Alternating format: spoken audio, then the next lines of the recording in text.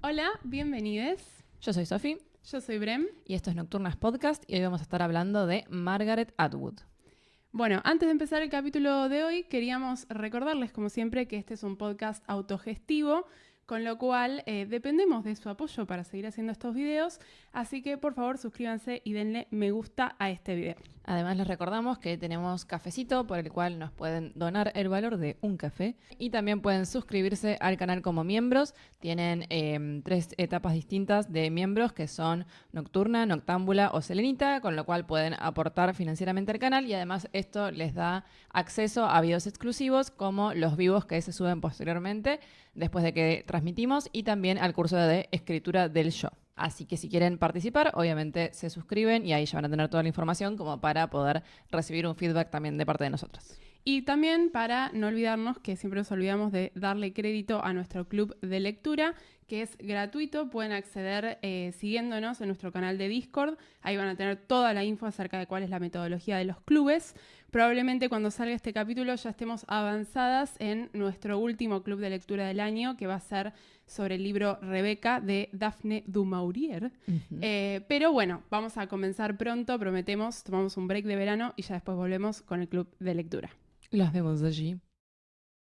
Margaret Atwood nació el 18 de noviembre de 1939 en Ottawa, Canadá, que creemos, si no nos equivocamos, que es la segunda autora canadiense que tocamos en el podcast, con la primera autora siendo Alice Munro, que, bueno, ya saben la controversia que hubo en torno a su persona, pero el video sigue estando, si lo quieren ir a ver. Ahí no sabíamos que estaba cancelada, por Dios, por favor. Pero bueno, ahí tienen info sobre Alice Munro. No hablamos de su cancelación, pero si quieren podemos hacer un video, comentarlo en vivo, explicando qué pasó. La historia es bastante turbia. Volviendo a Atwood, ella es una poetisa, novelista, crítica literaria, profesora y activista política y por suerte está viva y además está activa. Hace poquito en el club de lectura de Dua Lipa justamente seleccionaron este libro, El cuento de la criada, para leer y Dua Lipa tuvo la oportunidad de entrevistar a Margaret Atwood, así que tienen ahí también los videitos para estar viendo cómo está ella actualmente. Tal cual, 2x3 también da muchas charlas así de activismo político, de feminismo en distintas universidades y sus materiales suelen estar bastante disponibles online, así que hay muchísimo material de esta autora como entrevistada, pero también como conferencista, ¿no? Bien, durante su infancia, Atwood vivió entre el norte de Quebec, Ottawa y Toronto debido al trabajo de su padre, que era zoólogo. Y más tarde estudió filología inglesa en la Universidad de Victoria de Toronto y fue profesora también de diversas universidades como la Universidad de Columbia, la Universidad Sir George Williams de Montreal y la Universidad de Alberta, entre otras.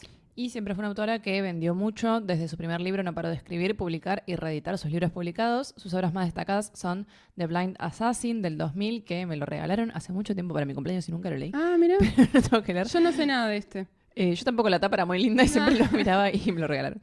De Penelopeia de 2005, que se tradujo como Penélope las 12 criadas, por si lo vieron así. The Handmaid's Tale, es decir, El cuento de la criada de 1985, del cual estaremos hablando hoy. Y The Testaments de 2019, que es la secuela de El cuento de la criada, pero situada 15 años después del momento en el que termina la primera parte donde dejamos a Offred. Y que, bueno, este libro lo leímos en el club de lectura hace ya un par de meses y la verdad que es un libro que gustó mucho y algunas de las chicas tuvieron la oportunidad después de terminar el libro de leer The Testaments y nos dijeron que estaba muy bueno como secuela, así que bueno, nada. Sí, incluso creo que a algunas les gustó más The Testaments, es verdad, que El cuento de la criada. como que se lo habían devorado. Todavía nosotras no lo leímos, pero probablemente si este episodio gusta y en algún momento leamos la secuela porque también nos gustó mucho El cuento de la criada y podemos hablar sobre ello.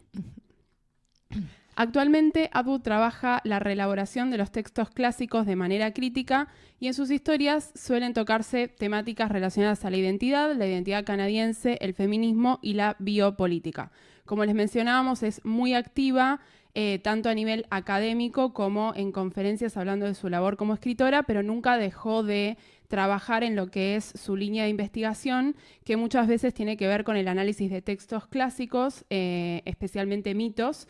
Por eso, bueno, si tienen la oportunidad de leer Penélope y las 12 criadas, es un libro que está muy bueno. A mí quizá no me parece el mejor de los que leí de Atwood, pero el otro que leí es El cuento de la criada, así que quizá estaba como complicada la competencia ahí, ¿no? Bueno, y además recibió muchísimos premios, como el premio Booker en 2 ocasiones y el premio Príncipe de Asturias de las Letras, que este es un premio muy importante y lo recibió Leonard Cohen en el 2008, y es miembro de la Royal Society de Canadá y de la Orden de Canadá. Yo Siento. estoy viendo muchos videos de Books and Bound, que es un Mm. podcast de libros que siempre menciono, que está Ariel Bisset, que es Ah, sí. canadiense, y hace poquito se casó y se fue de luna de miel, y para su luna de miel lo que hizo fue subirse a un tren que recorre todo Canadá.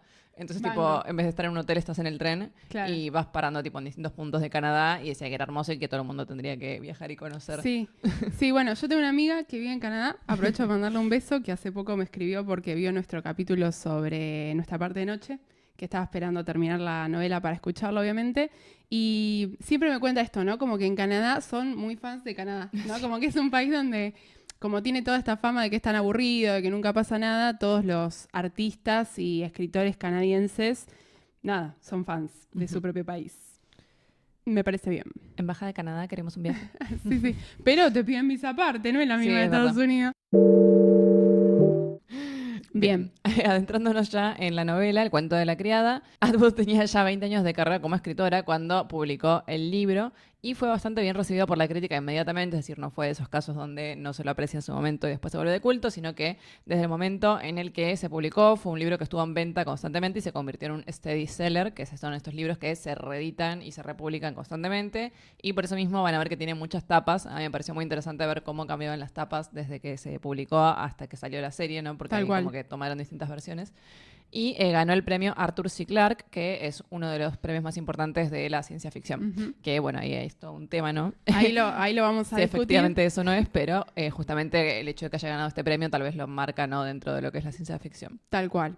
Las recepciones de la novela varían según el país debido a las temáticas fuertes que se tratan en este libro y el panorama que, si bien podría presentarse como una distopía negativa en relación a nuestro contexto actual, cuando avanzamos con la lectura nos damos cuenta que no estamos tan lejos del terrible mundo al que se enfrenta la protagonista de la novela.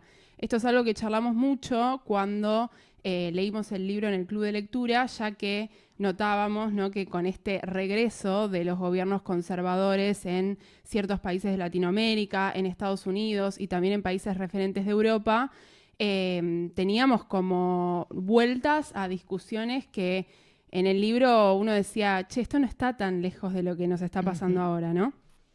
Sí, y este sentimiento, ¿no? De algo que tranquilamente podría pasar hoy, justamente aparece porque Atwood no dice que ella no inventó nada lo de lo que pasa en el libro, sino que básicamente se inspiró de un montón de eventos históricos que estaban sucediendo, sobre todo contemporáneamente al momento de escritura, pero también del pasado, donde justamente vio que los derechos de las mujeres se veían avasallados y atacados, entonces empezó a escribir al respecto. Bien. Para contextualizar, ¿no? Bueno, dijimos, el libro salió en 1985, entonces trajimos un par de datos, ¿no?, que también discutimos en su momento en el club de lectura acerca de cuál era el contexto político a nivel mundial en los 80. Por un lado, obviamente estamos en plena Guerra Fría aún, con lo cual todavía tenemos a Alemania dividida como las consecuencias de la Segunda Guerra Mundial, con la parte occidental, la República Federal Alemana, y la parte oriental, la República Democrática, y obviamente Berlín, ¿no?, con su muro, como todos sabemos. Uh-huh. Y la autora estaba viviendo justamente en Alemania en este momento. Uh-huh. Creo que ella estaba del lado occidental, si Sí, no mal recuerdo. sí. Pero bueno, tenía como acceso ahí un poco a la información que circulaba. Y bueno, esto fue una de las inspiraciones, porque recordamos que en la novela Estados Unidos queda completamente aislado, ¿no?, del mundo. Entonces, bueno, el hecho de el muro que lo separa, Tal por cual. ejemplo, de Canadá, no aparece ahí como una inspiración. Después tenemos la revolución iraní de 1979, que si no vieron el capítulo de Persepolis, ahí lo explicamos en profundidad, pero bueno, así en resumidas cuentas, fue el proceso por el cual se instauró la República Islámica en Irán, anteriormente Persia, ¿no? Por eso Persepolis. Uh-huh. Y en este contexto la revolución fue una revolución conservadora, que era algo muy raro, ¿no?, para el momento, porque veníamos de los 60 con toda esta movilización hippie, ¿no?, sobre todo de movimientos de izquierda que buscaban, por ejemplo, terminar con la guerra, y de pronto aparece una revolución que trataba de reivindicar valores más tradicionales, sobre todo religiosos, y que defendía la no occidentalización del país. Tal cual. Frente a los avances de Estados Unidos en Irán, ellos querían detener, ¿no?, esta imperialización. para lo cual buscaron cómo volver a sus raíces tradicionales. Pero bueno, ¿qué efectos negativos tuvo esto? Obviamente para los derechos de las mujeres sucedió todo lo que ya sabemos con la restricción, por ejemplo, de vestimentas, de la libre circulación de mujeres, perdieron un montón de derechos en cuanto a el matrimonio, obviamente de derechos reproductivos. Entonces, esto fue algo que estaba sucediendo contemporáneamente a la autora y que al verlo en tiempo real le impactó muchísimo porque si pasaba en un lugar del mundo, podría pasar en cualquier otro, ¿no? Tal cual. Luego también tenemos en Argentina, ¿no?, la dictadura militar entre 1976 y 1983, con, bueno, diferentes estrategias que se aplicaron a través del terror de Estado. Sabemos la violencia que tuvieron que sufrir sobre todo los cuerpos femeninos, ¿no?, en ocasiones encerrados en estos centros clandestinos, donde las mujeres se veían obligadas a parir forzosamente, ¿no?, que les quiten sus hijos y demás. Entonces, bueno, también eso estaba recientemente finalizado, pero con consecuencias que se iban a extender por varios años, ¿no? Uh-huh. Después en Rumania, que bueno, si la autora estaba en Europa, piensen que esto estaba ocurriendo más o menos cerca, hace unos años se había prohibido el derecho al aborto y la anticoncepción para incrementar la natalidad, casi forzando a las mujeres a gestar, porque se penalizaba a aquellas mujeres que no tenían hijos, es decir, que el no tener hijos dejaba de ser una opción. Y lo mismo sucedió, por ejemplo, recientemente en Japón. ¿Se acuerdan que hablamos de esto en el capítulo de Mieko Kawakami? Que el primer ministro japonés había salido a decir que las mujeres tenían que tener hijos, que era su función, ¿no? Y este decreto de el primer ministro, no sé si el primer ministro o el presidente de Rumania, justamente tuvo apoyo de bastantes sectores, con lo cual también impactó en la visión de la autora. Tal cual. Y por último, tenemos el alza en el conservadurismo de Estados Unidos, país vecino, ¿no?, de Canadá, país de la autora, con distintas personalidades y presidentes del bando, no quiero decir bando republicano porque es España, del Partido Republicano, que hacia fines de los años 60 y más o menos hasta los 80 se puso más el énfasis en todos estos valores conservadores relacionados a la familia, a las medidas del libre mercado, ¿no? Todo este foco en la economía, ¿no?, que restaba un poco de derechos civiles y obviamente valores religiosos relacionados al cristianismo evangélico que también ampliaron, ¿no?, toda esta visión de que todo tenía que estar puesto en la familia perfecta, ¿no?, con las funciones que le corresponden a varones y a mujeres. Uh-huh. Sobre todo durante el gobierno de Reagan, ¿no?, que es el que se dio en los 80s. Y que, bueno, gracias a las políticas de Reagan, todo lo malo que tienen que hoy en Estados Unidos es culpa de Reagan, prácticamente. Todo lo que decimos, yo no me iría a vivir a Estados Unidos porque... Exactamente. Todo eso surgió a partir de Reagan. Piensen que antes de eso estaba todavía vigente el sueño americano, ¿no? Y es más o menos a partir de los 90s que eso empieza a entrar en declive y que la gente ya no puede acceder a un montón de cosas. Bueno, eso empieza a partir de un montón de políticas conservadoras y liberales, ¿no?, en el mercado. Tal cual. En su momento nosotros habíamos traído a colación esta frase de las naciones nunca construyen formas de gobierno aparentemente radicales sobre bases que no estén ya presentes, porque un poco nos daba el pie para hablar de que justamente, como decíamos al principio, no es que todo lo que sucede en la novela es tan difícil de imaginar como cualquier libro de ciencia ficción que nos habla de una tecnología que hoy en día nos parece inalcanzable, ¿no? Sino que muchas cosas que sufren las mujeres, sobre todo en esta novela, nos van a parecer tristemente reales y posibles. Uh-huh. Y bueno, en este sentido, ahí justamente surge el debate de si esta novela se enmarca en la ciencia ficción o en la ficción especulativa. La ciencia ficción obviamente se considera aquello que no existe hoy en día, pero que podría suceder, justamente como decía Brena, a través de alcances tecnológicos, ¿no?, de nuevas invenciones, de nuevos descubrimientos. Y en realidad la autora lo que separa es que ella no entra en el campo de la ciencia ficción, sino que es meramente ficción especulativa. Ahora, acá hay varias cuestiones, ¿no? Primero, sí, la ficción especulativa no abarca dentro de sí misma la ciencia ficción, ¿no? Con lo cual, entonces, podríamos pensar que El cuento de la criada sí efectivamente es ciencia ficción, pero también hay definiciones mucho más amplias de lo que es la ciencia ficción, ¿no? No solamente tiene que ver con avances tecnológicos, como podríamos pensar por ahí en Asimov, ¿no?, como algo así más clásico, sino también en justamente, por ejemplo, lo que son las utopías y las distopías. Frederick Jameson argumenta que ciencia ficción es aquello que realiza un proceso de enrarecimiento, donde te hace ver lo que ya está, lo que ya existe, pero a través de otra mirada, de otros ojos, y justamente cualquier libro o película que pueda generar ese efecto de enrarecimiento, de poder hacer algo cotidiano, distinto, para que uno pueda realmente observarlo, sería parte de la ciencia ficción. Tal cual. En este sentido, la misma autora dice, me impuse una regla. No incluiría nada que los seres humanos no hubieran hecho ya en otro lugar o época, o para lo cual no existiera la tecnología. No quería que me acusaran de inventos retorcidos ni de exagerar el potencial humano para el comportamiento deplorable. Desde este punto, entonces, el cuento de la criada no estaría imaginando un futuro imposible, sino que estaría reciclando una serie de elementos ya existentes en un nuevo régimen.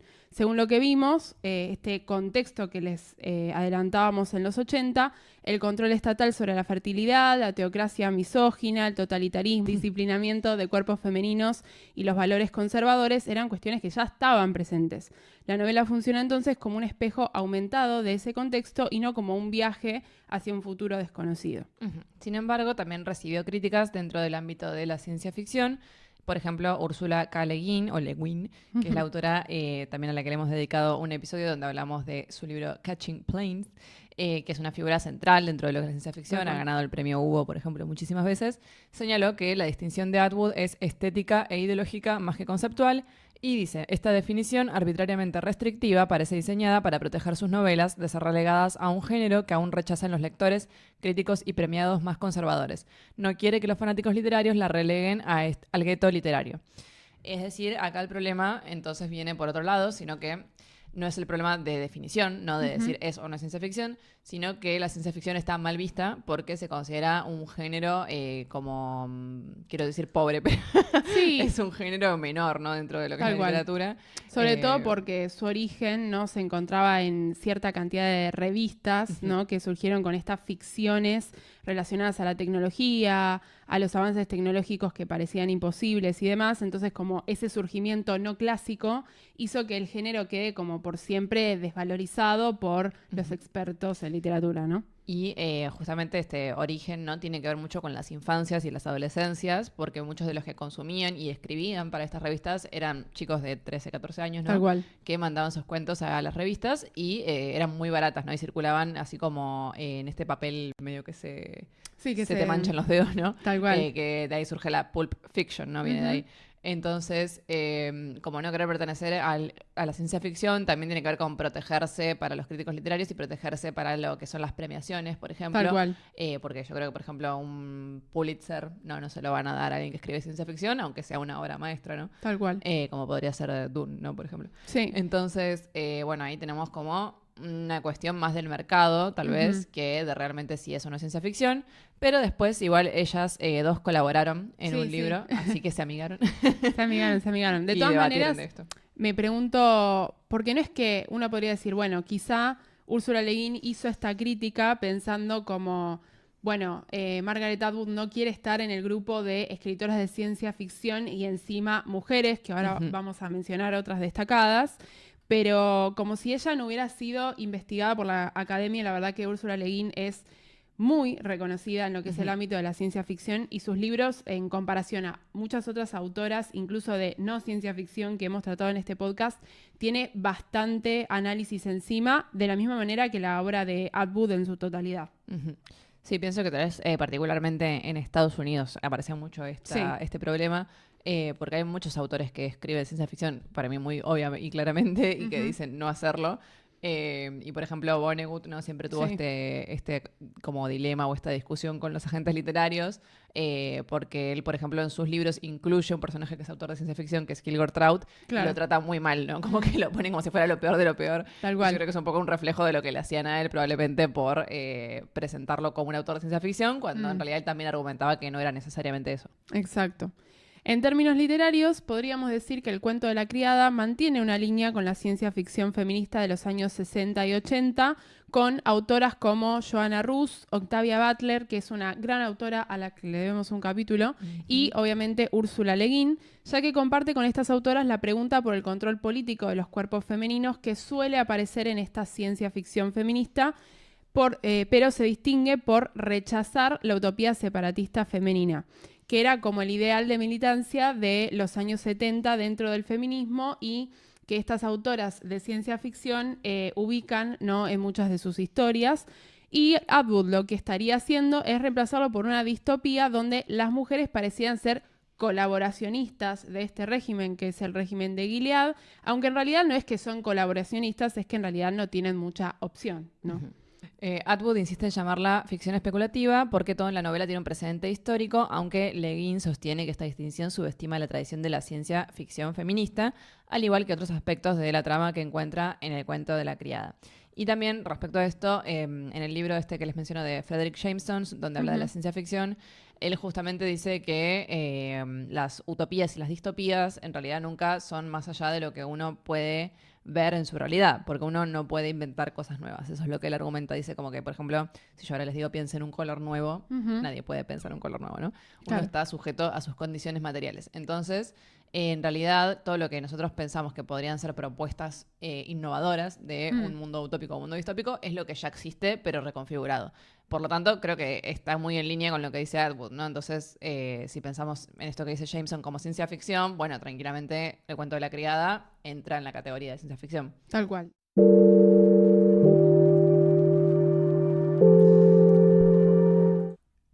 Bien, y para comenzar el análisis de la novela, decidimos empezar por los epígrafes con los cuales la autora inicia el libro, que son 3, a falta de uno.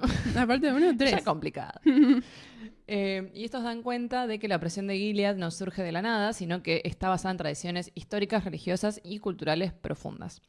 El primer epígrafe que la autora coloca dice: y viendo Raquel que no daba hijos a Jacob, tuvo envidia de su hermana y dijo a Jacob: dame hijos o me moriré. Y Jacob se enojó con Raquel y le dijo: ¿soy yo en lugar de Dios quien te niega el fruto de tu vientre? Y ella dijo: he aquí mi sierva Bilhá, únete a ella y parirá sobre mis rodillas, y yo también tendré hijos de ella. Esto es del Génesis 30:1-3. Es decir, de la Biblia, ¿no? Y no solo de la Biblia, sino del primer libro. Exacto. Bueno, y habla justamente de un tema que parece muy moderno, como es la gestación sustituta, ¿no? Los vientres subrogados, pero que evidentemente es algo que por lo menos se manifiesta desde lo que consideramos el inicio de la humanidad. Sí, acá, bueno, en este pasaje, ¿no?, tenemos a la identidad femenina subordinada a ser un cuerpo gestante, algo que va a estar muy presente en la estructura de Gilead, donde las criadas, ¿no?, grupo al cual pertenece nuestra protagonista, son quienes se ocupan de gestar, mientras que las esposas simplemente son esposas y suponemos después crían, ¿no?, a estos hijos junto a los comandantes que mantienen los vínculos con las criadas. Y en el libro aparece mucho el fundamentalismo religioso que utiliza la fe para sustentar la violencia sobre los cuerpos. Es decir, que en la inclusión de este epígrafe justamente replica las dinámicas que tal vez se aparecen en la novela y que aparecen obviamente en la vida real, no cuántas veces hemos visto, por ejemplo, para argumentar en contra de la ley del aborto, que apelen a la Biblia, o en contra del matrimonio igualitario, que apelen a la Biblia, como si eso fuera argumento legal, ¿no?, para defender algo. Y en este caso, además, plantea algo muy interesante, que es como que hay un deseo de la mujer de tener hijos, no es que no hay deseo de maternidad, porque Raquel dice: dame hijos o me moriré. Sí. Pero justamente es como el marido el que le plantea en realidad como que no es culpa de ellos, sino que es culpa de Dios. Entonces, por lo tanto, hay como un destino tal vez, o una carga superior de quién puede o no tener hijos. Y el tema de la sierva que dice: únete a ella y parirá sobre mis rodillas, obviamente está ahí sí quitándole absolutamente toda la voluntad y todo el deseo, ¿no? O sea, Raquel, que es mujer, termina siendo, como decíamos, tal vez colaboracionista de un sistema opresor contra su sirviente. Sí, también es interesante que ya desde este primer epígrafe aparezca, ¿no?, este trío que vamos a ver representado en lo que es quizá la escena más fuerte del libro y que a uno más le pega, ¿no? En esta primera lectura, y que también está en el primer episodio de la adaptación más conocida de la novela, que es la serie de Hulu, de la que vamos a estar hablando. Entonces ya nos remite un poco a lo que va a ser esta escena, que a uno le queda bastante visualmente impregnada en la mente y es tremenda, ¿no? Yo no vi la serie, pero tuve que googlearlo para entender qué estaba describiendo la autora, porque dije que... Sí. Y acá tenemos el segundo epígrafe que aparece, que dice: en cuanto a mí, después de muchos años de ofrecer ideas vanas, inútiles y utópicas, y perdida toda esperanza de éxito, afortunadamente di con esta propuesta.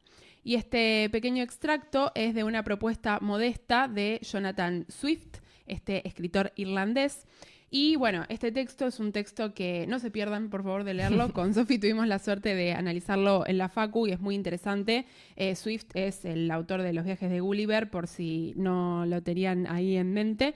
Pero bueno, también tiene este pequeño texto satírico en el cual propone básicamente que para solucionar la pobreza de Irlanda se podría comenzar a comer niños, incluso sugiere venderlos en una parte de este texto. Así que bueno, este extracto estaría en función de la sátira política relacionada a la distopía como un medio de advertencia social, ¿no? Como textos con funciones similares o el objetivo que podríamos pensar Atwood quizás se puso al comenzar a escribir esta novela. Y también pensemos, bueno, Swift lo hace obviamente a modo de sátira, pero en el momento que se publica mucha gente no sabía que era sátira. Sí, tal cual. Pensaban que era en serio.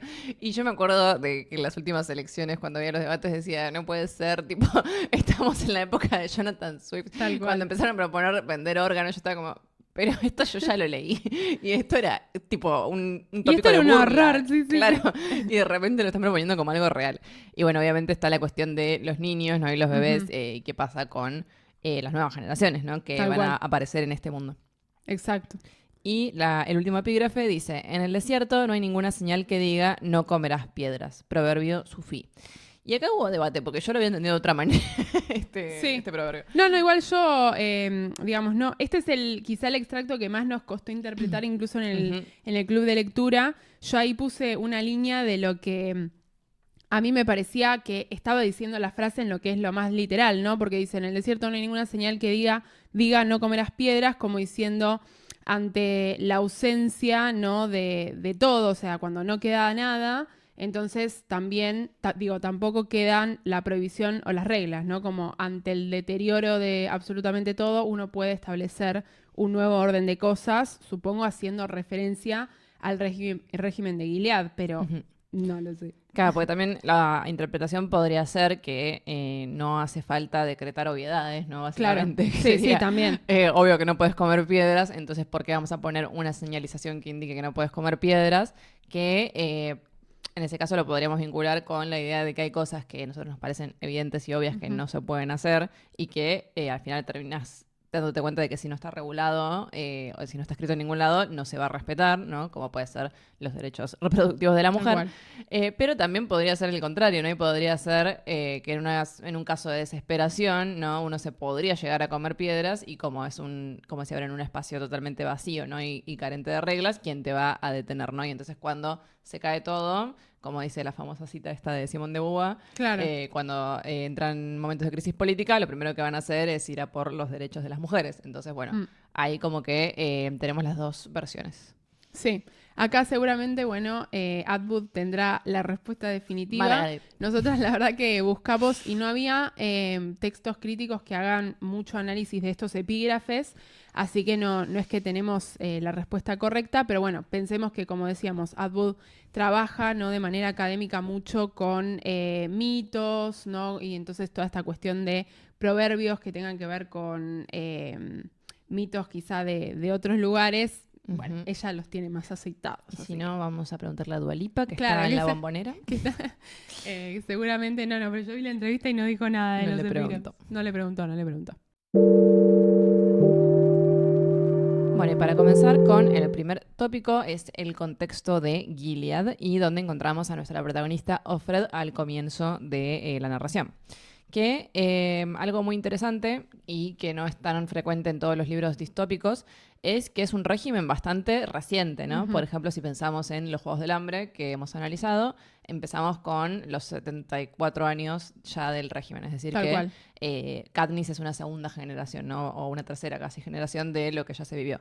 En cambio acá de repente tenemos algo que pasó hace unos años. Entonces la protagonista va a ir contándonos justamente el viejo orden de cosas de Estados Unidos y cómo fue modificándose en tiempo real, ¿no? Tal cual.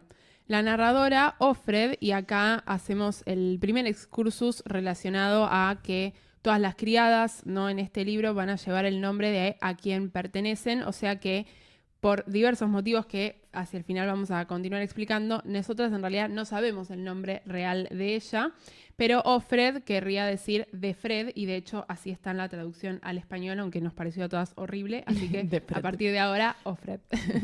Pero bueno, Offred recuerda el viejo orden de Estados Unidos y de hecho a lo largo de la narración nos va a ir presentando los recuerdos fragmentados de su vida anterior al régimen de Gilead, cómo conoció a su esposo Luke, a su amiga Moira, ¿no?, que es un personaje también importante, cuándo quedó embarazada de su hija Rita, qué pasó cuando nació su hija y qué pasó el día que comenzaron las prohibiciones para las mujeres en Estados Unidos, qué pasó con esta hija, sus preocupaciones acerca de dónde está y demás, todo eso va a estar presente.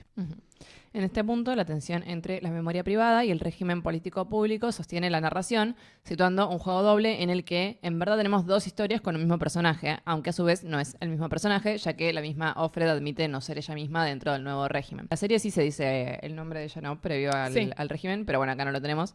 Entonces es como que tenemos estas dos identidades, una anónima tal vez, privada, y una pública de Offred. Tal cual. A su vez, la novela se presenta como tale, es decir, la voz de Offred, y la estructura de su testimonio convierten la historia en una fábula moral y de advertencia histórica, porque desde los primeros fragmentos de la novela nos damos cuenta que ella está, lo que tenemos en realidad es el testimonio de su narración, es decir, que es una narradora que todo esto lo está dejando documentado, ¿no? La memoria es para ella un refugio íntimo y un arma quizá contra el olvido, a la vez que los recuerdos asaltan la identidad de Offred, ella comienza a generar esa resistencia interna que por momentos también la paraliza en el sentido de que sabe que guardar este testimonio es peligroso para ella en el contexto en el que se encuentra, ¿no? Uh-huh. Y en esos tópicos que aborda la propia Offred tenemos la imposibilidad de la rebelión por el aislamiento, ya que la estructura social de Gilead establece un orden fragmentado para impedir que la confluencia que culmine en la posibilidad de una protesta o rebelión. Es decir, tenemos un aislamiento geográfico, como les decíamos, ¿no? Ellos quedan separados del resto del mundo, por lo tanto hay un montón de cosas que no saben, no se enteran. Exacto. Pero también por cómo está segmentada la sociedad en distintos estratos, es muy difícil que se comuniquen entre ellos y ahí también deja un espacio para la especulación o para la desconfianza, ¿no?, entre ellos. A su vez, justamente el Estado institucionaliza esta desconfianza, el castigo y la soledad, haciendo que incluso las personas que están en la misma situación que una, como ocurre, por ejemplo, entre las propias criadas o entre las propias wives, las esposas, no tengan confianza mutua ante la constante amenaza de los ojos.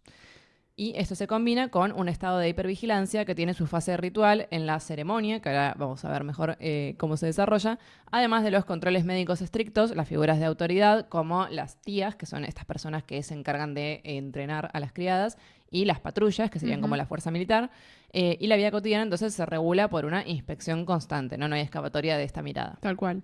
Algo que aparece también de manera muy cruda en la novela y que nos ayuda a tener un poco de contexto de cuán profunda es esta hipervigilancia, tiene que ver con distintas situaciones de castigo público, ¿no? Que es algo que uno pensaría es bastante primitivo, pero por ejemplo, una de las primeras escenas que tenemos en el paseo que realizan las criadas Offred y Oglen, que están asignadas como compañeras, ¿no? Porque salen a comprar juntas y un poco su objetivo no es solo salir a pasear y ayudar en algo de la casa, sino también tener un poco de socialización, ¿no?, con otras personas. Y ven el castigo público de hombres, varones, ¿no?, que por distintos crímenes, como por ejemplo robos, violaciones, se encuentran ejecutados y dispuestos públicamente para que todo el mundo entienda hasta dónde pueden llegar los castigos del gobierno, ¿no? Uh-huh.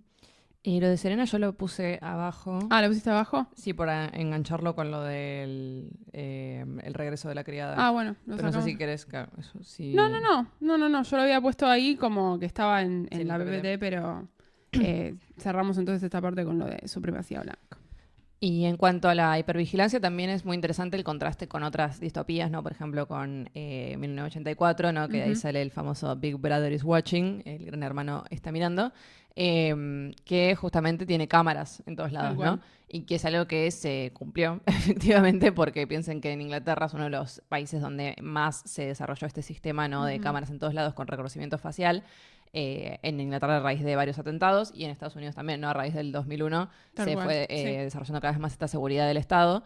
Y en cambio, acá no tienen esa tecnología. ¿No vieron que ella dijo esto de que no iba a inventar o a poner desarrollos tecnológicos? De hecho, Gilead es bastante austero, ¿no? En cuanto a sí. tecnología. En cuanto a tecnología, Es sí, tal casi cual. como si fuera un regreso a lo rural. Ujú, Y, pero sí, como que se instala esta idea medio de panóptico.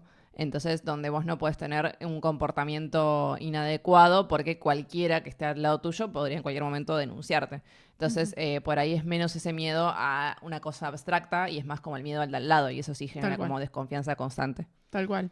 Sí, de ahí que también hay bastante mala relación dentro de cada una de las casas, no solo entre las criadas y las esposas, que uno podría suponer ahí la tensión, sino también entre, por ejemplo, las criadas y las empleadas domésticas de la casa, es decir, las cocineras o las amas de llave, por decirlo de alguna manera, o otras funciones, ¿no? Como los choferes, donde tampoco hay ahí un sentimiento de pertenencia, como, bueno, todos formamos parte de esta casa, entonces llevémonos bien, sino que hay más bien como maltrato, ¿no? Ujú. Y además, dentro del orden social de Gilead se evidencia un racismo sistemático, ya que aparece esta cuestión de la limpieza demográfica y esta supremacía blanca se combina con el control estatal de la reproducción, ya que al menos en lo que es el libro, no se nos mencionan detalles sobre la existencia de criadas afroamericanas, por Ujú. ejemplo, algo que entiendo que sí sucede en la serie, pero bueno, en el caso del libro es como mucho más extremo que quizá la población afroamericana está destinada a funciones como por ejemplo ser la cocinera, ser la empleada doméstica, es decir, la persona que ayuda con la limpieza de la casa y no criada en sí u obviamente esposa, ¿no? Ujú. Sí, eso es algo como que no se hizo tanto énfasis y de hecho cuando yo lo planteé muchas como que me dijeron que para ellos no, Ujú. pero para mí está mencionado muy sutilmente porque dice, por ejemplo, que la cocinera que trabaja en la casa de Offred habla de su tez morena.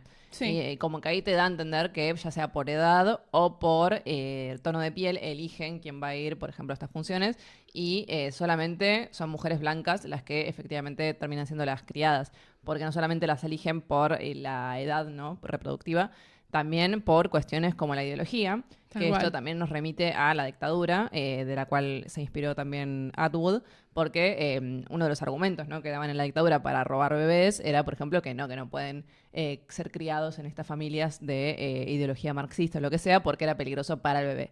Entonces creo que también hay como una limpieza en todo sentido, ¿no? Tal cual. Ideológica y racial. Sí, exactamente.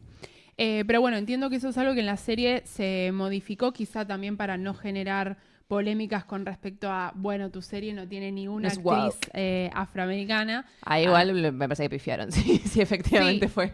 pero bueno, nada, suponemos que como Atwood estuvo detrás, ¿no? de la escritura del guión, fue algo también Ujú, aprobado por ella.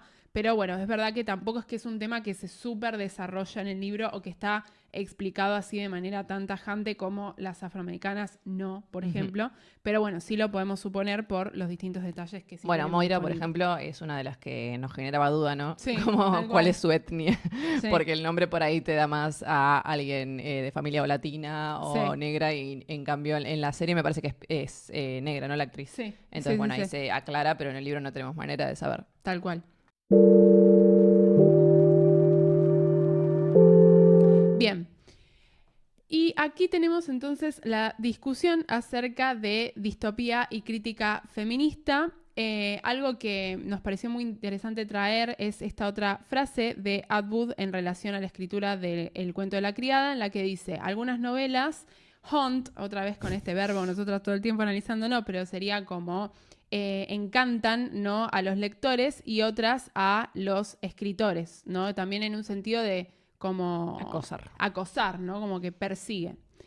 The Handmaid's Tale, o sea, el cuento de la criada, persigue a ambos. O sea que ahí un poco nos está diciendo, si ustedes sufrieron o se sienten perseguidos por esta novela como lectores, ella también, no como escritora, se vio en un arduo trabajo, ¿no?, de llevarla adelante. Y también me imagino, o sea, ella que está viva ahora, tipo arrancándose los pelos, Sí, diciendo, pero yo escribí esto hace más de 30 años, podemos cortarla.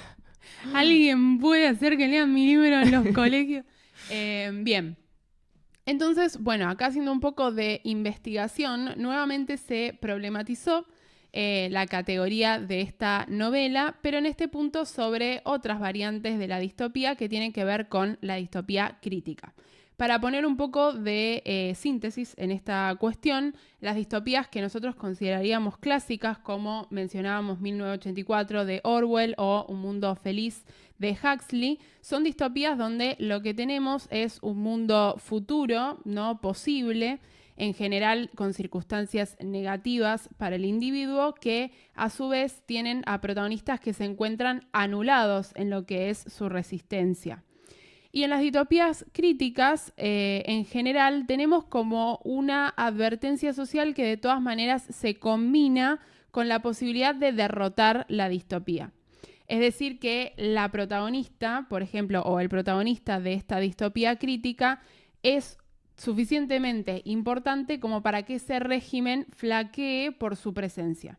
Estas últimas, por ejemplo, las podemos encontrar en algunos materiales de Ray Bradbury, en algunos cuentos, pero también sobre todo en la novela Fahrenheit 451, donde si bien acá no tenemos una protagonista femenina, sí tenemos a un personaje que logra escapar de este régimen y pareciera comienza a organizar hacia el final una resistencia conjunta con todas estas personas que se encargan de guardar en su memoria la literatura del mundo, ¿no? Uh-huh.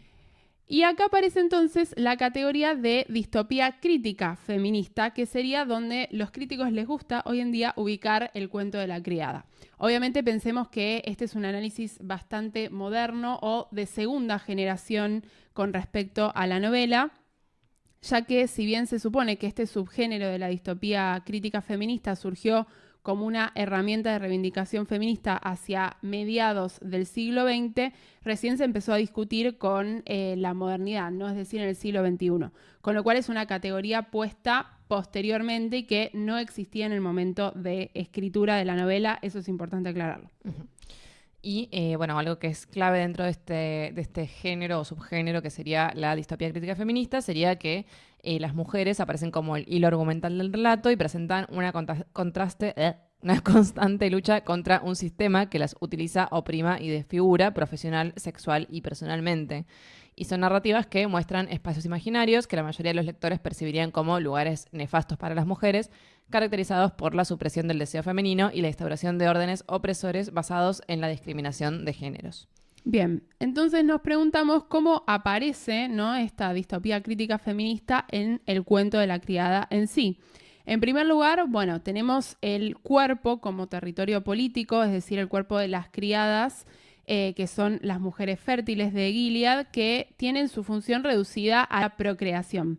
Su cuerpo es puesto al servicio del Estado de Gilead y por este motivo están obligadas a cumplir un montón de reglas que no solo tienen que ver con cumplir el ritual de la ceremonia en la casa a la que están asignadas, sino que tampoco, por ejemplo, pueden tomar alcohol, no pueden fumar, tienen que tener como medidas de higiene, digamos, muy estrictas, lo mismo con los controles médicos.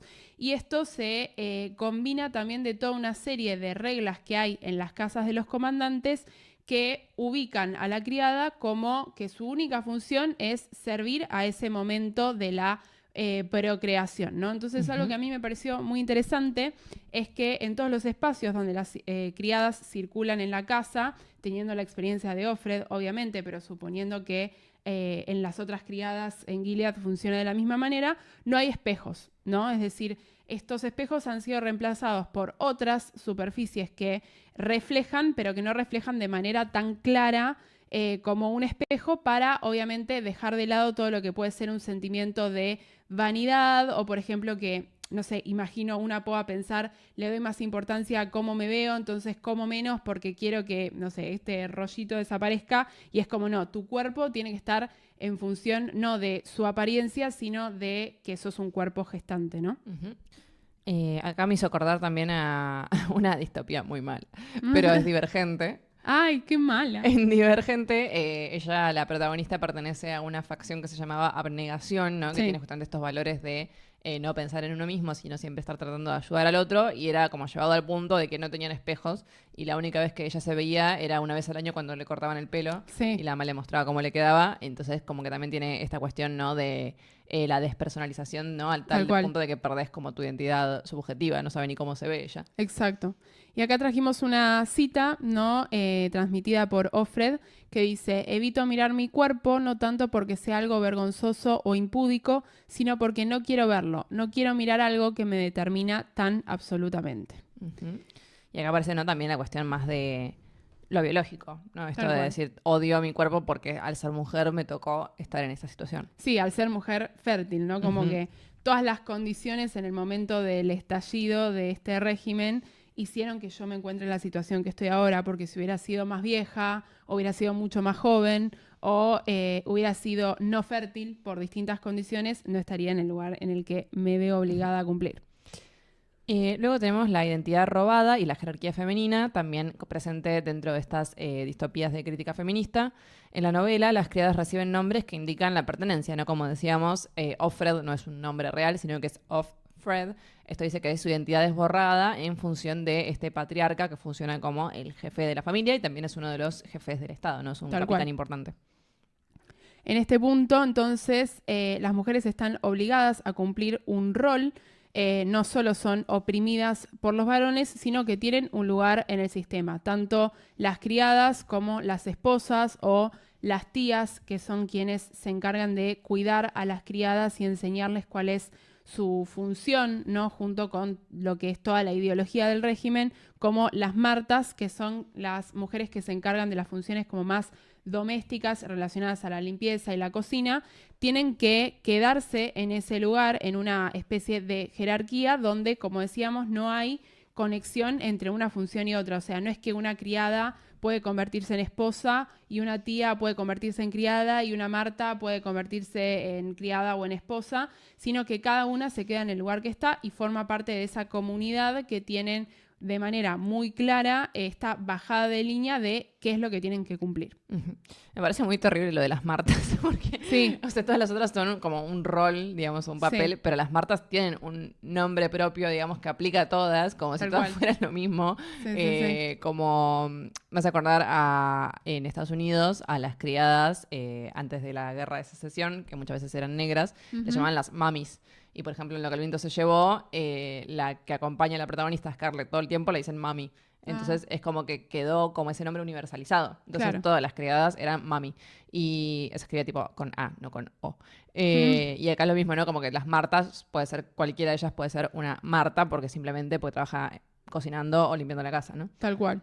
Y en este orden de las distopías críticas feministas, como decíamos, la característica, ¿no?, es que aparece la resistencia como una grieta posible para desmantelar, ¿no?, todo este régimen de opresión.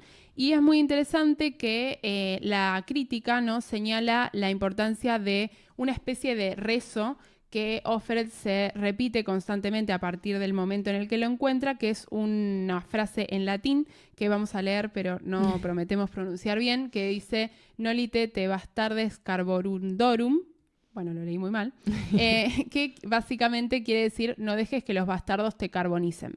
Y como mencionábamos, Offred lo encuentra de manera clandestina en el cuarto que le es asignado en la casa de su nuevo comandante. Y acá trajimos la cita. Me reservé el aparador para el tercer día.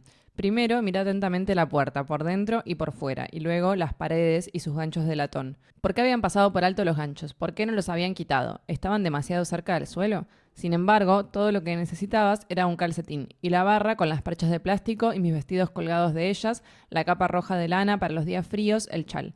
Me arrodillé para examinar el suelo y allí estaba, en letras diminutas, bastante reciente, por lo que se veía, marcado con un alfiler o tal vez simplemente con la uña en el rincón más oscuro. Nolite te bastardes carborundorum. No sabía lo que significaba, ni qué idioma era. Pensé que podría ser latín, pero yo no sabía nada de latín. Sin embargo, era un mensaje y estaba escrito, un acto prohibido en sí mismo, y aún no había sido descubierto, excepto por mí, a quien iba dirigido. Iba dirigido a quien quiera que llegara después.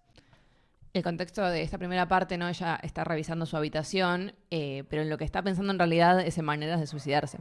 Estaba como buscando cosas que hayan pasado por alto porque justamente la casa fue medio suicide proof. Sí, sí, sí. Porque la anterior criada se había suicidado, ¿no? Eso es a lo que ella se entera hablando con las Martas y con otras personas. Tal cual. Pero, bueno, justamente habla esto de los ganchos, ¿no? Y de que dice que cualquier objeto, básicamente su prenda de vestir, le serviría para ahorcarse. Y esto me parece muy llamativo porque hay un libro de Nicole Loroux, es una francesa, que habla de la tragedia y ella tiene un libro que se llama Tragic Ways of Killing a Woman, o sea, maneras trágicas de matar a una mujer, donde especifica que en la tragedia generalmente las mujeres no son asesinadas, sino que se suicidan. Y que hay maneras más comunes de suicidarse que otras y hay maneras femeninas de suicidarse. Dice, un típico suicidio femenino es colgarse, ¿no? Y que cuando se cuelga, la mujer como que no solo se libera en el sentido de que una vez que muere escapa de la circunstancia que la estaba atando, como por ejemplo Antígona, que se suicida ahorcándose, sino que se despega del suelo, ¿no? Dice como que paroxísticamente, en este análisis de los cuerpos, es la primera vez que la mujer está por encima del varón. Y habla de que finalmente es como si fuera un pájaro, ¿no? Porque en ese gesto como que asciende hacia el cielo. Entonces, bueno, como que acá también es una alternativa, ¿no? Que se plantea que finalmente ella no puede tomar, porque en un momento medio que aparece ahí bastante cerca de hacerlo. Pero que también es interesante que ella está todo el tiempo buscando esto, pensando en esto, mientras que a los demás se les pasa por alto el hecho de que, por ejemplo, se podría colgar con un yal. Tal cual. Y en cuanto a este mensaje, ella continúa. Me gusta reflexionar sobre este mensaje. Me gusta pensar que me comunico con ella, con esta mujer desconocida, porque es desconocida, y si es conocida, nunca me la mencionaron. Me gusta saber que su mensaje tabú ha logrado perdurar al menos para que lo viera otra persona, y que, aunque escondido en la pared de mi armario, yo abrí la puerta y lo leí.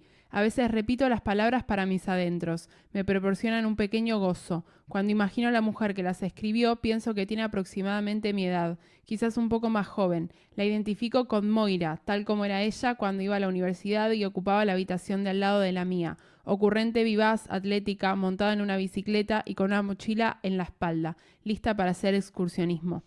Bueno, como mencionábamos, ella se aferra un poco a este dicho, es decir, va a aparecer como consuelo en ciertos momentos de la novela, a pesar de que ella no sepa bien de dónde viene ni qué significa, ya que durante gran parte de la historia donde ella se dice a sí misma esta frase, no sabe ni siquiera traducirla, ¿no? Porque no sabe latín, y después es el comandante quien le comunica qué significa esa frase y le cuenta un poco acerca de esta otra mujer, ¿no? Y qué le pasó, es decir, que se colgó. Uh-huh. Pero podemos pensar que hasta ese momento, que un poco la lleva a pensar de manera más oscura en su existencia como criada y dónde puede terminar, es como una especie de consuelo y de momento de resistencia, ¿no? Ya que se aferra al recuerdo de esa otra mujer, a este gesto, ¿no? Poderoso de decir, aunque esté prohibido, igual escribo, ¿no? Ya que sabemos que las criadas lo tienen prohibido, por ejemplo. Y no solo eso, sino que la relaciona con Moira, ¿no? Esta amiga que, por lo que sabemos de ella, tiene una personalidad bastante chispita, ¿no? Y Offred sabe que seguramente Moira no es fiel al régimen. Es decir, que si bien no sabe dónde está, porque lo último que recuerda de ella es que se la llevaron, básicamente, sabe que no está en la misma situación de ella, ¿no? Como que ella tiene la posibilidad o el poder para resistirse y mostrar verdaderamente lo que piensa, que obviamente tiene que ver con el rechazo hacia el régimen de Gilead, ¿no? Uh-huh. Sí, también lo que descubren a través de esto, bueno, vamos a ver qué pasaba con ella y el comandante, uh-huh. Pero en estas sesiones privadas como que Offred de alguna manera siente que es algo especial, tal vez, y en realidad al descubrir que esa frase no solamente la había escrito la criada, sino que se la había dicho el comandante en primera instancia, también como que le hace replantearse ese rol que ella tenía y de decir como, ok, soy una más, ¿no? Tal cual. Totalmente en esta fila de criadas que van a pasar por la casa porque tal vez si yo no funciono, le traigan a otra, o tal vez yo me mate y traigan a otra igual de reemplazable, ¿no? Que la anterior. Y para alejarnos un poco ya del contexto y pasar a hablar algunos de los temas que nos parecieron importantes sobre el cuento de la criada, es algo que nos damos cuenta que va a ser determinante, ¿no? Desde que empezamos a leer el libro, es la importancia del testimonio, ¿no? Uh-huh. En esta misma línea, con lo que veníamos diciendo de la resistencia, el cuento de la criada presenta el testimonio no como un mero recurso narrativo, sino como el eje mismo, ¿no? de esa resistencia y la posibilidad de documentar algo que podría desmontar al régimen. Uh-huh. Sí, tenemos que pensar que, en primer lugar, la narración es en primera persona y que en el marco del libro el relato sobrevive, ¿no? Porque si nos llega a nosotros es porque sobrevivió.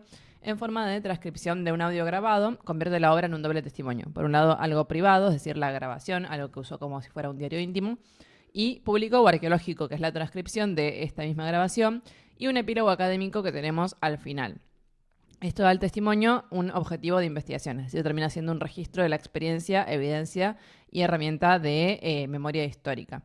Que, bueno, con el epílogo es como que finalmente se nos revela tal vez a quién le estaba hablando. Porque todo el tiempo cuando ella está contando cosas, tiene muchos momentos de irse del camino de lo que está contando, ¿no? Exacto. Y, por ejemplo, decir como cómo le hubiera gustado narrar esto. Decir, tal cual. Esto para mí tendría que haber pasado así, o ojalá podría decir que pasó esto, ¿no? Uh-huh. Y no es el caso, entonces, como que en este sentido hay como una suerte de contarse a sí misma la historia, porque es como a ella le hubiera gustado también. Uh-huh. Pero bueno, después tenemos como esta parte más de registro arqueológico, donde justamente por estas cosas se va a poner en duda también lo que dice. Tal cual.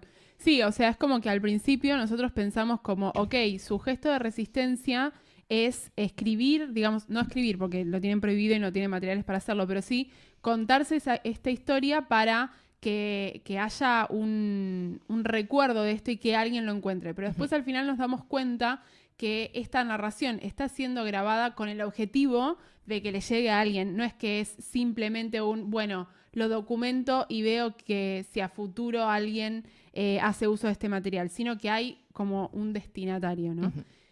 Por eso, también estas idas y vueltas en decir como, no, me voy para atrás y esto me gustaría contarlo de esta manera, no quiero que se interprete tal cosa, como aclaraciones, no parece público. Me hace acordar yo tenía el jueguito del Príncipe de Persia en gallego. Sí. Y en el Príncipe de Persia, las arenas del tiempo, vos volvías el tiempo atrás. Uh-huh. Entonces el Príncipe de Persia decía, no, esto no ha pasado así. Y era como que si se moría, no se moría, ¿viste? Tal cual. A su vez, esta estructura de Gilead política, ¿no? Despliega todo un ataque contra la literatura femenina.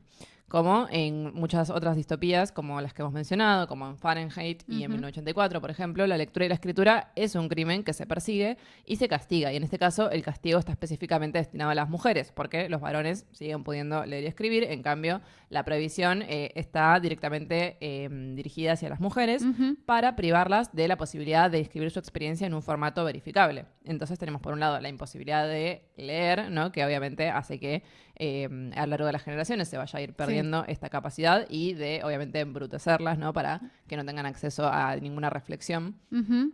Y por otro lado, esta cuestión de negarles la experiencia, porque la experiencia que no se narra, que no se registra en ningún lado, es una experiencia que se va perdiendo. Se pierde, exacto. Bien, entonces la literatura aparece en la novela asociada al poder, al control, ¿no? de ese archivo y también de la historia, y al régimen de Gilead es quien monopoliza, ¿no? esta escritura con la figura de los comandantes, que son, suponemos, los únicos que pueden acceder tanto a la escritura como a la lectura. En este contexto, el testimonio oral de Offred, que es esta grabación de la que nos vamos a enterar al final, es doblemente importante, ya que, por un lado, es un acto clandestino de recuperación, pero también por el otro es una forma de resistencia que opera en los márgenes de la vigilancia estatal y entonces podemos pensar que articula dos funciones de la memoria.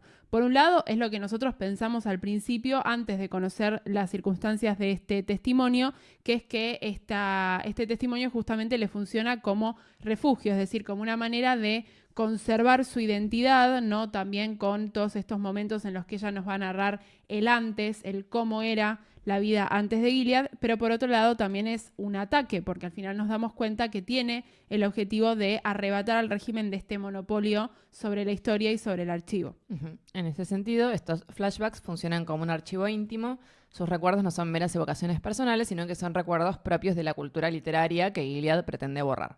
La narración oral, con sus fórmulas repetitivas, las enumeraciones y la fragmentariedad, se vuelve una técnica de supervivencia y ayuda a almacenar y transmitir la experiencia cuando la escritura está criminalizada. En la práctica, esto se traduce en muchos pasajes donde Offer repite deseos, imágenes y frases que construyen un hilo de continuidad. Por ejemplo, acá les traemos una cita que dice: me gustaría creer que esto no es más que un cuento que estoy contando. Necesito creerlo, debo creerlo. Los que pueden creer que estas historias son solo cuentos tienen mejores posibilidades. Si esto es un cuento que yo estoy contando, entonces puedo decidir el final. Habrá un final para este cuento y luego vendrá la vida real. Puedo decidir dónde dejarlo. Esto no es un cuento que estoy contando. También es un cuento que estoy contando en mi imaginación sobre la marcha. Contando más que escribiendo, porque no tengo con qué escribir. Y de todos modos, escribir está prohibido. Pero si es un cuento, aunque solo sea mi imaginación, tengo que contárselo a alguien. Nadie se cuenta un cuento a sí mismo. Siempre hay otra persona. Bueno, acá tenemos un pequeño pasaje que un poco nos muestra, ¿no?, cómo por momentos ella afirma cosas y también las va negando como una manera de reescribir, ¿no?, esa grabación y de también afirmar cosas como por qué está haciendo esto que hace con esta figura del tale, ¿no?, del cuento, y establecer ese destinatario que, si bien en gran parte de la novela nosotros no sabemos quién es, al final nos damos cuenta que verdaderamente existe y que no somos solo los lectores quienes tienen acceso al testimonio de Offred. Por último, el testimonio cumple una función ética, ya que confronta al lector con la materialidad del abuso de Gilead. La fragilidad del testimonio, es decir, su posible pérdida y el formato tan precario en el que se encuentra, subrayan la urgencia moral de escucharlo y preservarlo, y abre preguntas finales acerca de qué hubiera pasado sin la existencia de este testimonio, si existen otros y si hay otros en otros formatos. Exacto. Cuando llegamos a ese capítulo final nos llenamos de ira, ¿no? Porque Sí. es terrible, o sea, como que todo lo que le pasó termina siendo no más que una clase de un montón de señores pomposos que dicen saber más que la propia Offred, ¿no?, de lo que vivió, donde ponen en duda si es real el testimonio, si, por ejemplo, si no está inventando pasajes. Y el hecho de que sea una tale también habilita, ¿no?, esa duda, porque tale es como historia, pero también es cuento, entonces como tiene mucho que ver con las told tale, por ejemplo, que eran como estas historias mentirosas, como agrandadas, que contaban, por ejemplo, los marineros y los viajantes. Entonces, el hecho de que sea un tale no es solamente como un cuento que se cuenta a sí misma, sino también es como, bueno, puede ser una ficción, ¿no? Puede ser Tal algo cual. que realmente no sucedió así. Para terminar esta parte 1 del cuento de la criada y que luego próximamente se vayan a la parte 2, vamos a hablar un poco de las adaptaciones de esta novela, ya que sabemos que es algo que hoy en día interesa mucho. Y queríamos comenzar diciendo que, aunque no estábamos al tanto, no es que solo la novela fue adaptada con la serie de 2017, sino que hay adaptaciones anteriores. Hay una peli de 1990 titulada El cuento de la criada, que fue dirigida por Volker Schlondorf y fue protagonizada por Natasha Richardson como Offred, Faye Dunaway como Serena Joy y Robert Duvall como el comandante Fred. Y tiene muy buenas críticas en lo que es la aceptación de la película y también en IMDb. Sí, igual no tiene buenas críticas hoy en día. Hoy en día no tiene buenas críticas. Yo creo que en el momento por ahí a la gente gustó, pero porque vieron que por lo menos... Muy cercana a la publicación, ¿no? Sí, También y 5 por años lo que después. se ve en la tapa, medio por... Es medio por... como que lo vendieron, me parece, como desde el lado más marketingero, Sí, ¿no? creo que quedó ahora como peli medio de culto en el sentido de que hoy en día uno no adaptaría así quizá, ¿no? Pero hay mucha gente que todavía la sigue queriendo, sobre todo las que vieron la serie por una cuestión estética, porque en la serie vieron que es todo muy futurista y todo muy como a gran escala, ¿no? Como los monumentos, los espacios que recorren. Y por lo que vi de la película, algunas escenas es muy anclado en la realidad y muy sórdido todo. Y me parece que eso por ahí como que a la gente le resuena más, porque dicen, bueno, cuando haya una distopía no es que de pronto nos van a renovar todos los edificios, no van a ser todos plateados, sino que va a quedar todo hecho, todo destrozado, porque obviamente entre que hay resistencia, entre las guerras y no sé qué, queda todo destruido. Entonces por ahí tiene más realista en ese sentido. Claro, tiene como un cariz un poco más real, y hay mucha gente que prefiere como esa versión estética. Sí, porque obviamente, porque si un régimen totalitario se impone, digamos, con batallas, guerras y conflictos internos, ¿de dónde va a sacar la plata después para hacer todo moderno de repente si esas tecnologías no estaban, ¿no? O bueno, por ejemplo, en la de la precuela de los Juegos del Hambre, la de los la de Songbirds y Snow. Rattlesnakes. Sí, la de Snow. Vieron que ahí son los primeros días, Sí. ¿no? Del nuevo régimen de Panem. Y me parece Claro, que ahí está recién muy son bien, los 10º Juegos del Hambre. Claro, ahí está muy bien logrado, ¿no? Como esta idea Sí. de lo sórdido y la posguerra mezclada con el lujo anterior de No, incluso aparece el hecho de que las familias más adineradas, que Ujú. fueron serviles durante este conflicto civil en las Fuerzas Armadas, por ejemplo, donando su dinero, están en decaída, ¿no? Ujú. O sea, mantienen su prestigio, pero no tienen plata por haberla donado, ¿no? a los fines del régimen y del Capitolio. Ujú. Bien, después también fue adaptada 2 veces a obra, o sea, al teatro, no a función de teatro. Una adaptación en el 2001 y otra en el 2002. La primera con John Dryden como el productor, que fue en realidad una dramatización teatralizada para la BBC Radio. Y en segunda ocasión, en 2002, por Brendan Burnspur, o no sé cómo se pronuncia, en el Teatro de Haymarket en Basingstoke, Inglaterra, que, bueno, la verdad no encontré testimonios acerca de la fidelidad de estas adaptaciones, pero podemos pensar que si es una adaptación para teatro tuvieron que dejar bastantes cosas afuera. No sé cómo dramatizaron gran parte de la novela, pero bueno, tendría que haber sido algo mucho más reducido, ¿no? Ujú. Y aún más raro, hay una ópera. Sí, una ópera. El cuento de la criada de los 2000 por Paul Ruders, que se estrenó en Copenhague y fue presentada por la English National Opera en Londres de 2003. Esto sí, yo no sé cómo lo habrán hecho. No, Acá no tengo me parece idea. No tengo rarísimo. idea. Obviamente no tenemos materiales, o al menos yo no encontré en YouTube nada al respecto de estas adaptaciones al teatro o a ópera. Pero bueno, si alguien tiene dato, porfa, dejen comentarios. Que pienso que, bueno, la dramatización en la radio me parece como más cercano, porque, Sí, bueno, es ella medio por ahí, como radioteatro, claro, ¿no? leyendo su diario, no Tal tiene más cual. sentido, pero en una... No. Bien, y obviamente tenemos la adaptación más conocida, que es la serie de 2017 producida por Hulu y protagonizada por Elizabeth Moss, que tiene 6 temporadas y que, como decíamos, tiene a Margaret Atwood dentro de su equipo de trabajo, que fue productora consultante, digamos, Y actriz. y actriz, así que tuvo que, bueno, participar, ¿no? En todo lo que fueron las decisiones de la serie. Obtuvo 5 premios Emmy en 2017 y un premio Emmy en 2018. Terminó recientemente, si no recuerdo mal, este año o a fines del año pasado. Este año salió la última temporada. Este año salió la última que tengo temporada. entendido que no gustó mucho. No gustó mucho, pero bueno, Atwood mantuvo conexión con los productores y directores de la serie a lo largo de las 6 temporadas, con lo cual en ese sentido los fans, digamos, no es que pueden estar tan en contra, porque suponemos que como Atwood participó, no es que fueron infieles a la trama por una cuestión de no tener ideas, sino que quizá Atwood decidió aprobar esas decisiones. Y también se genera como bastante pica en lo que es los que leyeron el libro muchas veces y piensan que la adaptación fue una buena adaptación, la de la serie, y los que piensan que el libro, o sea, que la serie no le hace justicia al libro, ¿no? Sí, nosotros acá en Argentina como que pegó mucho porque justo en el 2018 empezaron los debates para la ley de legalización del aborto y bueno, muchas chicas justo estaban viendo esta serie y entonces obviamente hicieron el nexo de inmediato.